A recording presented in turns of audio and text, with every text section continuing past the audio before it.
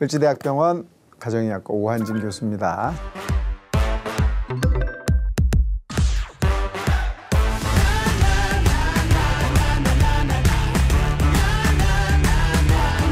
오늘 강의 주제는 스트레스를 어떻게 해결할 것인가 라는 제목으로 여러분과 또 이야기를 해보겠습니다. 네. 스트레스 뭔지 아세요? 네. 스트레스. 항상 같이 살고 있죠. 네. 스트레스가 뭡니까? 정확히 모르겠는데 뭔가 좀 열받고 이러면 스트레스가 쌓이는 것 같아요. 네, 열받고. 열받고. 뭐 외부 압박 이런 뜻 아닌가요? 외부 압박. 불안해지고 막. 불안해지고. 루카스 씨는 스트레스 있어요? 스트레스 계속 신경 쓰는 거. 예, 있죠. 있는데 이제 뭐 또 운동이나 이런 걸 통해서 많이 좀 해결하는 편입니다. 네. 해결하는 방법이 있다. 예. 네. 전은혜 씨는? 저는 좀 집에서 혼자 쉬거나 먹거나 먹어요? 네, 좀 그럼 스트레스가 풀리는 것 같아요. 근데 생각해보면 스트레스가 언제 받고 그리고 이게 어떻게 하면 또 풀리고 이게 풀린 건가 이런 것도 잘 못 느끼겠어요. 생각해보면. 네. 정확하게 지금 이제 말씀들을 하셨어요. 스트레스를 모르는 사람이 없죠. 네. 초등학생들도 요즘엔 스트레스 받아 이런 소리 하는 거죠. 엄청. 그렇죠. 모르는 사람이 없습니다. 하지만 스트레스를 정의해봐라. 그러면 정의를 잘 못하죠. 그래? 스트레스가 뭐 스트레스지 뭐. 그렇게 정의하라고 하는 게 스트레스예요. 이렇게 이야기할 정도로 스트레스가 참 우리가 흔히 쓰는 단어인데 네. 자, 오늘은 그 이야기를 한번 제대로 풀어보겠습니다. 네. 자, 스트레스라는 것을 정의해보면 이렇습니다.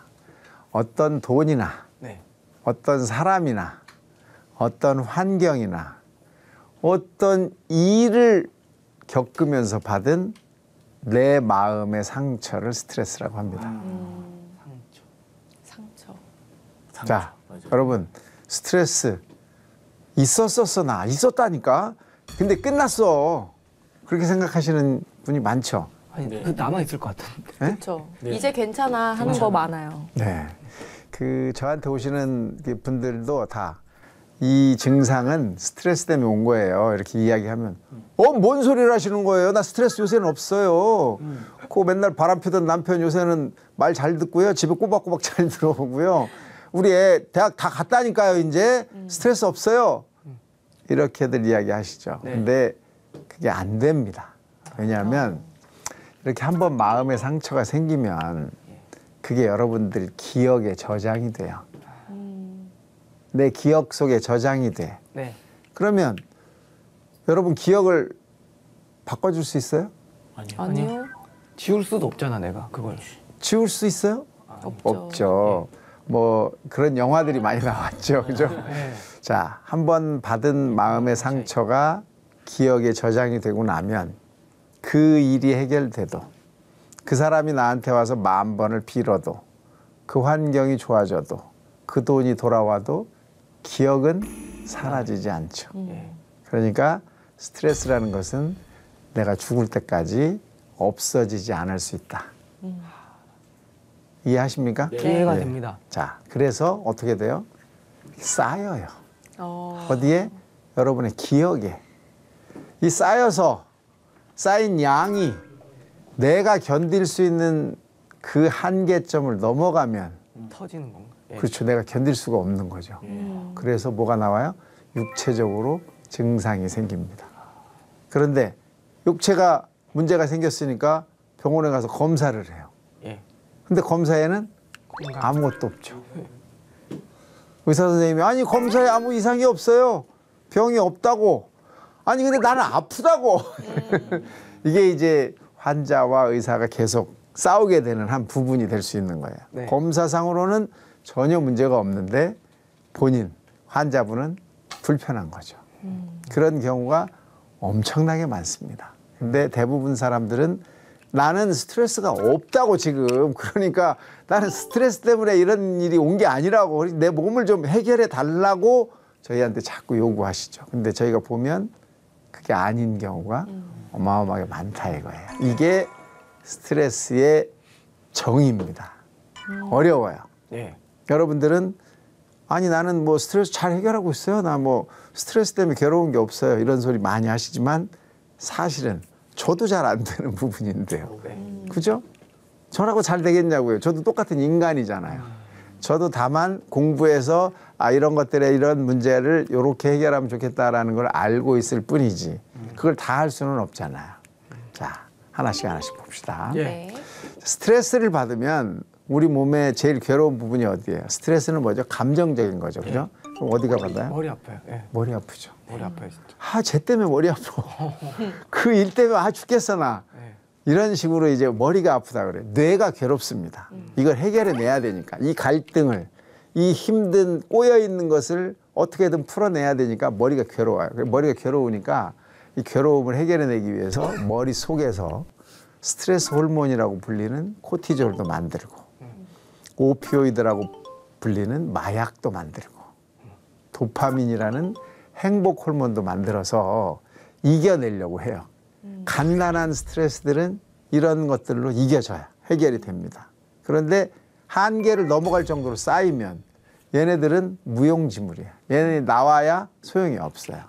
이렇게 한계를 넘어갈 정도로 쌓인 스트레스는 우리 몸 자율신경에 영향을 줍니다. 자, 자율신경. 중추신경도 어려운데 자율신경은 또 뭐야. 정말 왜 이렇게 어려운 얘기만 자꾸 하는 거야. 이렇게 말씀하시지만 중요해요. 자율신경 뭐냐 하면 이 뇌에 있는 신경이 아니에요. 여러분의 등뼈를 따라가면서 있는 신경을 자율신경이라고 해요. 이 뇌에는 대뇌, 예. 소뇌 이런 거 있는 거 아시죠? 네. 그다음에 뇌에는 12개의 뇌신경이 있어요. 그 뇌신경 12개 중에 4개가 이 목구멍을 통해서 밑으로 내려옵니다. 밑으로 내려와서 등뼈 신경하고 합쳐져요. 네. 그걸 자율신경이라고 해요. 근데 이 자율신경이 그럼 왜 있느냐? 뭐 뇌만 있으면 되는 거 아니냐? 근데 한번 생각해 보세요. 뇌사자라고 들어보셨어요? 네. 네. 뇌사자. 네. 예. 식물인간. 네. 네. 그 사람들은 뭐죠? 몸을 못 움직이고 이렇게. 이렇게 정신만 살아있는? 네. 정신이 살아있어요? 아니 숨만 눈만 쉬고, 숨만 숨만 쉬고 쉬고. 눈만 깜빡. 응. 뇌가 죽었으니까 뇌사자라고 하는 그래도 거예요. 몸도 뇌는 죽었어. 중추신경은 죽었는데 자율신경이 살아있어서 살아있는 거예요. 그 자율신경이 무슨 일을 하는지를 이제 조금 생각을 해볼 수 있겠죠. 자율신경이 하는 일은 뭐냐면 사람을 살아있게 하는 일을 합니다. 살아있게. 여러분을 살아있게 해요. 여러분의 심장을 뛰게 해줍니다. 여러분의 심장을 멈출 수 있나요? 아니요, 형 죽죠. 예. 멈출 수 없어요? 네, 자의로 멈출 수 없죠. 스스로? 그래요? 멈출 수 있는 사람 있어요? 심장을요? 안 돼요. 안 되지 않아? 숨 안 쉬는 건 돼도. 숨 안 쉬는 건 돼요? 잠깐 동안요. 잠깐. 자, 심장이 뛰는 거를 내 마음대로 하지 않죠. 그죠? 네. 내가 하는 게 아니라 저절로 하고 있는 거죠. 네. 그렇죠. 그 저절로 하는 일을 자율신경이 하는 거예요. 내 몸에서 저절로 일어나는 것들은 다 자율신경이 해주는 거예요. 이 등뼈를 따라 있는 신경이 네. 등뼈에서 양쪽으로 이렇게 팔같이, 제 팔같이 이렇게 나와 있어요.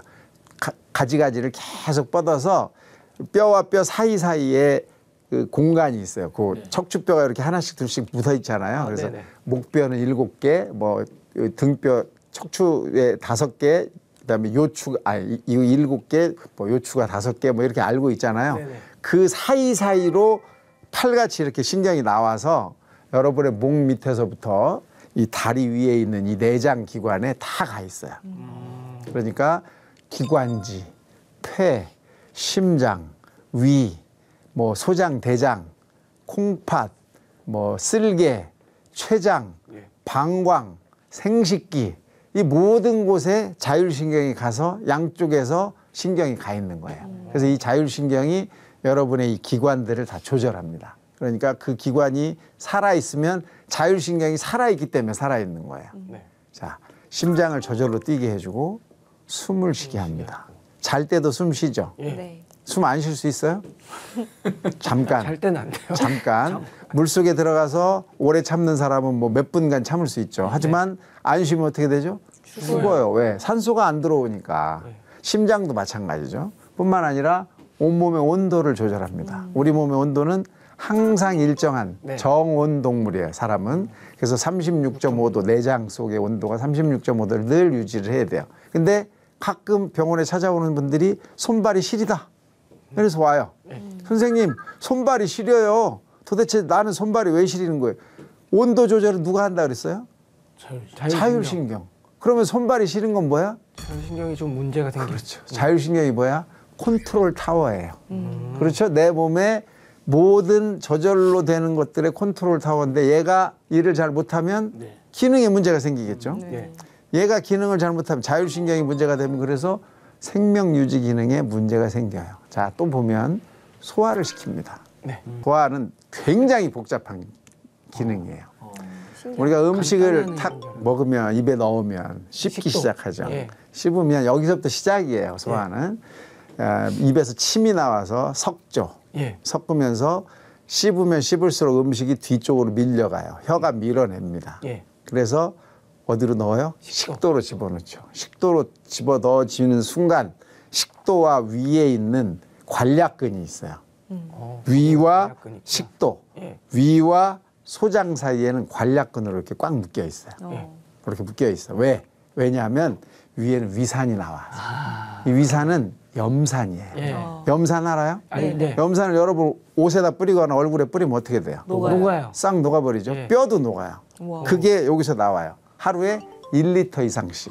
엄청 나와. 어마어마하게 나와요. 열리면 그래서 이게 열려 있으면 어떻게 돼? 위로 올라오면 식도가 다 녹아버리고 네. 그냥 내려가면 소장이 녹아버려요. 그러니까 그렇게 하면 안 되니까 이렇게 관략근으로 묶여 있어요. 그래서 음식이 식도로 딱 들어가는 순간 요 관략근이 살짝 열려요.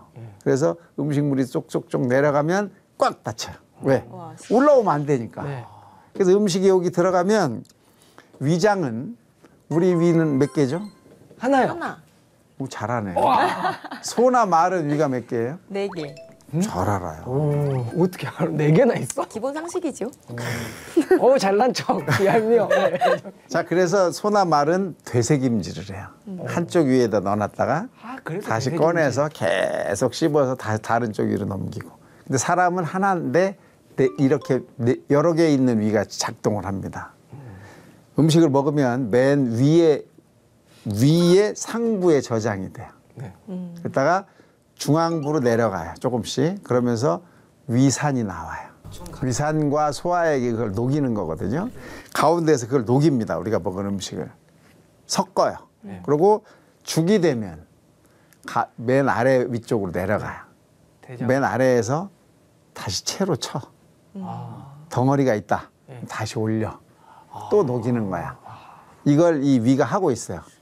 자, 마지막으로 다 죽이 됐어. 예. 그럼 내려가야죠. 네. 그냥 내려가면 어떻게 돼? 위산이 그냥 내려가죠. 예.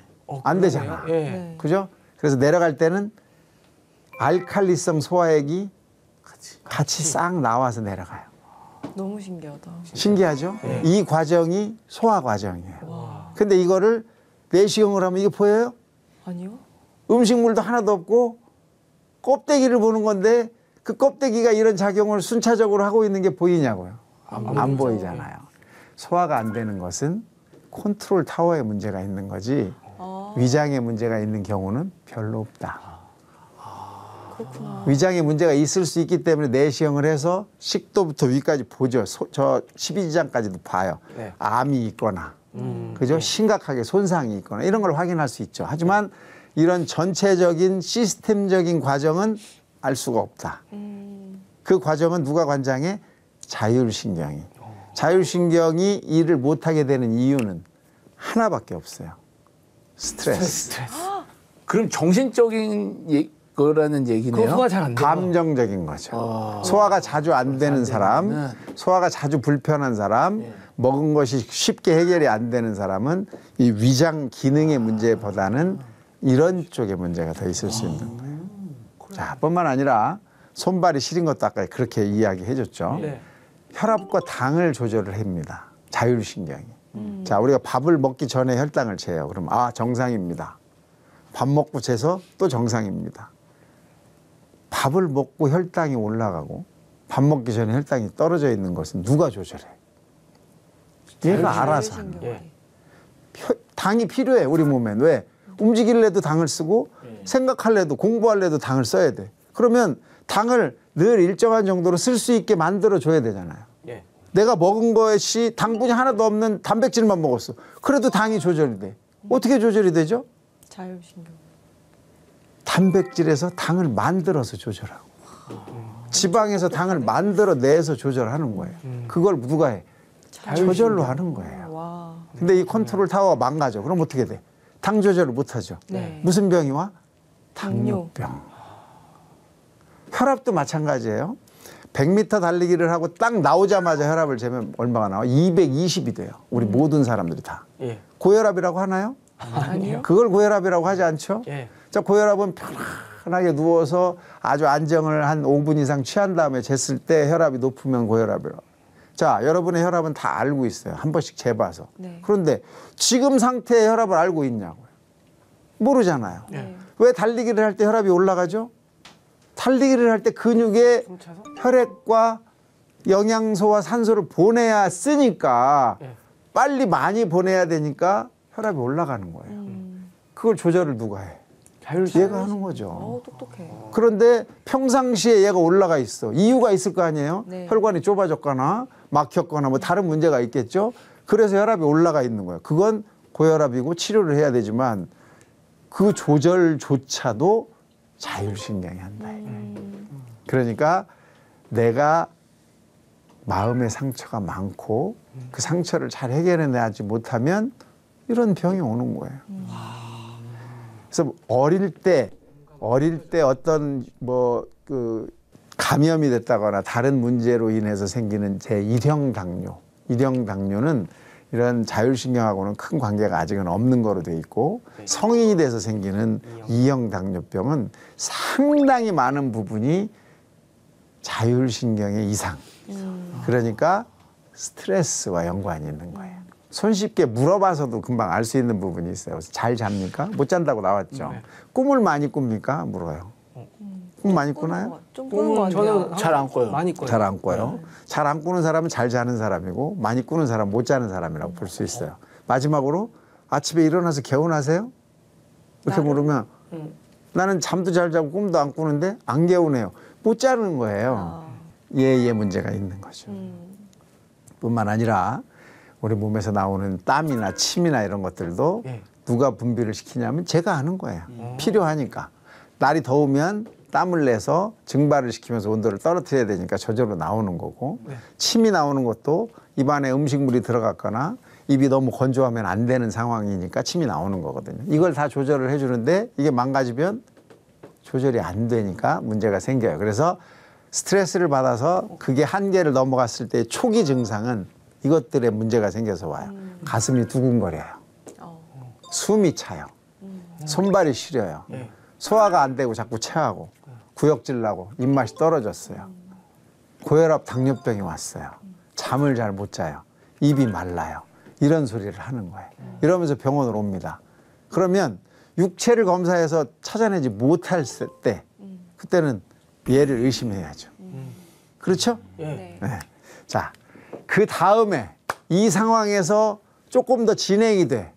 스트레스를 해결 못하고 계속 괴롭고 힘들고 한 상황이 점점 더 지속이 되면 이렇게 발전을 해요. 머리가 아파요. 뒷목이 뻣뻣해요. 밤에 소변을 자주 보러 다녀요. 그래서 남자 같으면 전립선에 문제가 있는지 알고 검사를 했는데 전립선 괜찮아요. 근데 왜 자꾸 밤에 가죠? 원인이 뭐예요? 방광의 이 과민성 방광일 수도 있지만 원인이 스트레스일 가능성이 높죠. 귀에서 소리가 나요. 어지러워요. 이것도 역시 마찬가지로 영향이 있고 또 피곤하다고 많이 와요.